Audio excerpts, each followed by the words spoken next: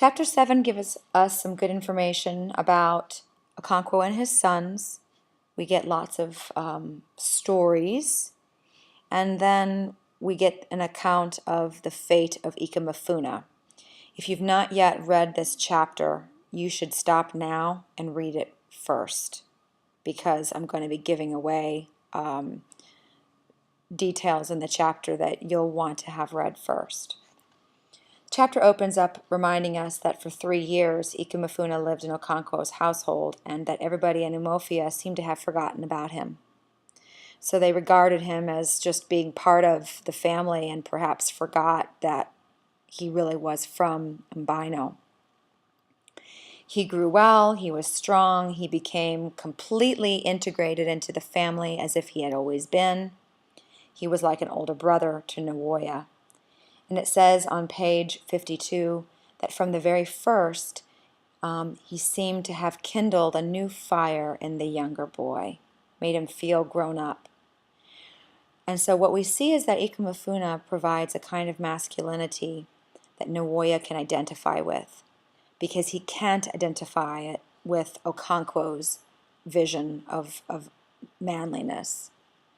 Okonkwo sees manliness in terms of aggression and strength, and that doesn't appeal to Nwoye. And so what he sees in Ikemefuna is an intelligence, a great gift for storytelling, for responsibility, for hard work, and that is a more rounded,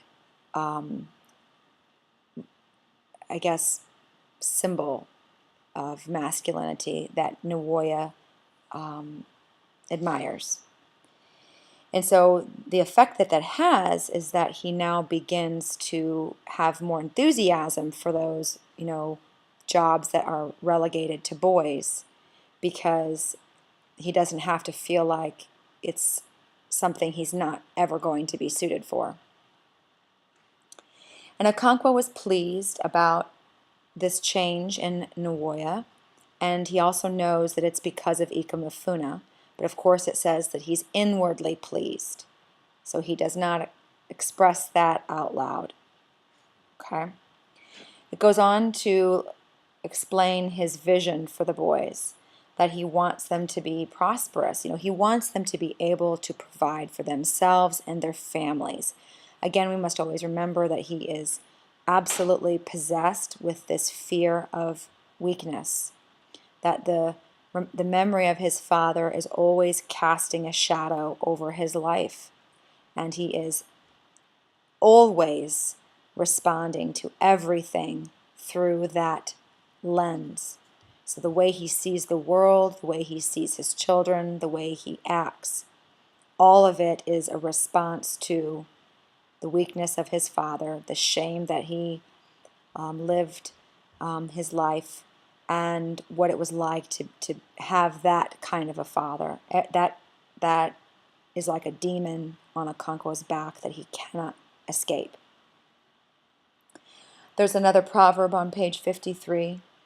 It says, Okonkwo was talking about being able to control your womenfolk. Again, it's that conquering and subduing that we saw in the previous chapter 4, I believe it was, or was it 5? 5.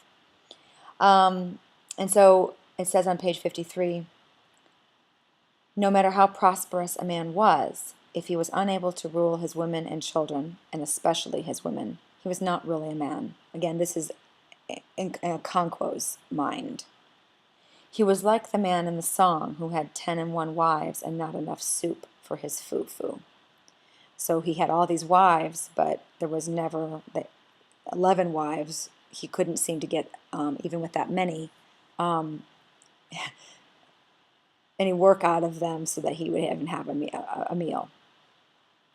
All right, so we now have a difference between, we now see a difference between the stories. The boys hear stories in both huts, in both obis. In Okonkwo's, he tells masculine stories of violence and bloodshed. So he tells those stories of war. And Nwoye prefers the stories that his mother tells.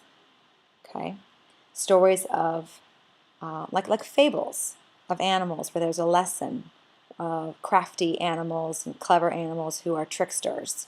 He likes those stories. He prefers them, even though he knows he needs to pretend to prefer the others. And so we get a creation story about the earth and the sky and the vulture. You can read through that one. And again, if we're looking for interesting IOP ideas, if we look at all the proverbs in this book, if we look at all the fables, how do those compare to some of the fables and proverbs that we are grown up with? Okay, the tortoise and the hare, and whatnot. But anyway, all right. So moving on, the next part of this chapter, we see the swarm of locusts that come. And I know when I first read this, I felt a sense of dread because we regard locusts with the concept of a plague. You know, they descend upon a crop and they destroy it utterly. And here, that's not the reaction.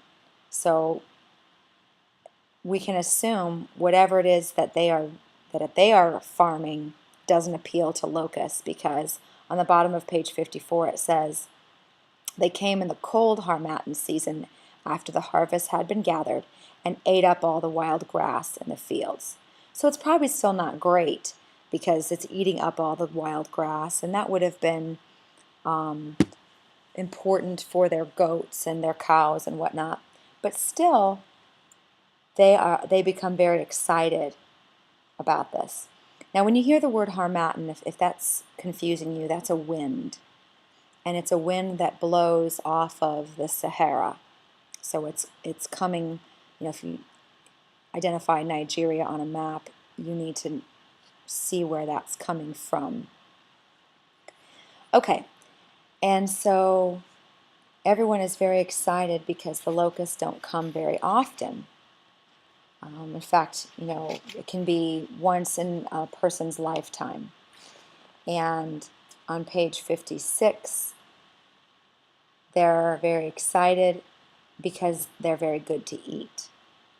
And the elders know that nighttime is the best time to try and catch them because the dew falls and it makes their wings wet and then they cannot fly away. And so you can just go out there and gather them into pots and bags so you can have many, many, many of them. And then they spread them in the sun, or they roast them and spread them in the sun until they're dry and brittle. And then they eat it with palm oil that's allowed to solidify.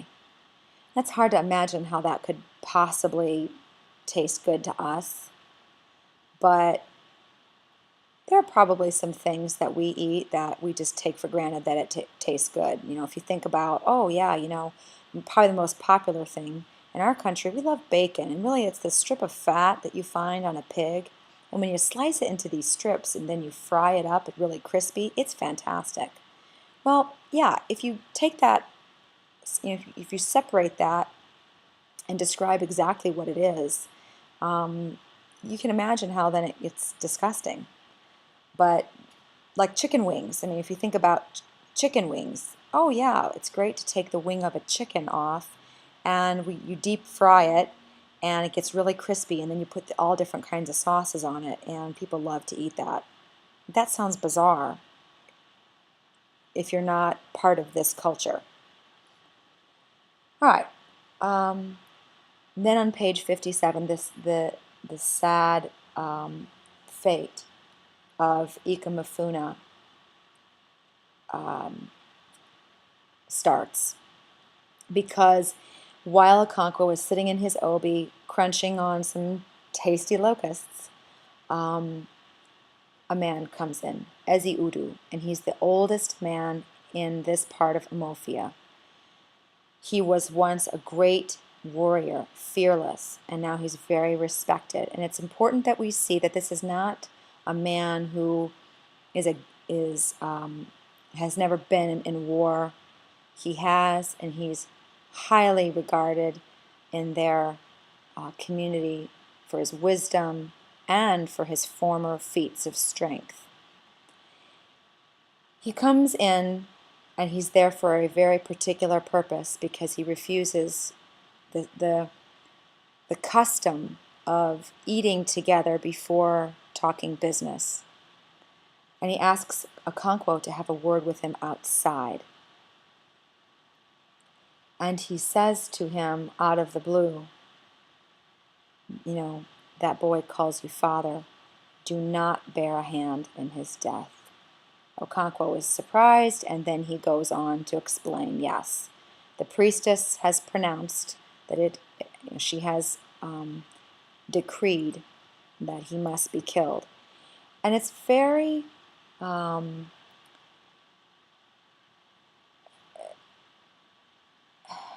ambiguous why that has happened. Is there an illness that's going throughout Imofia and they're looking for an explanation for it?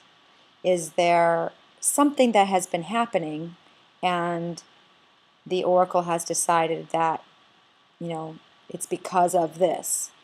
That's not really been made clear. So we don't exactly know. But for whatever reason, the oracle, the priestess, has decreed that he has to be killed. And so they will take him outside of Imofia and they will kill him there. And Okonkwo is going to be part of the group, but he tells him not to be a part of the group that actually strikes him down. It says after that Okonkwo sat still for a very long time, supporting his chin in his palms, trying that he had to keep his chin up. He had to hold it up. And so we can see the grief that he feels, that he's utterly destroyed by this decision. But he does what he's told. So he has a kind of blind obedience in this sense. He tells Ikemefuna that he's going to be taken back home to Mbino. Nwoye overheard it and burst into tears.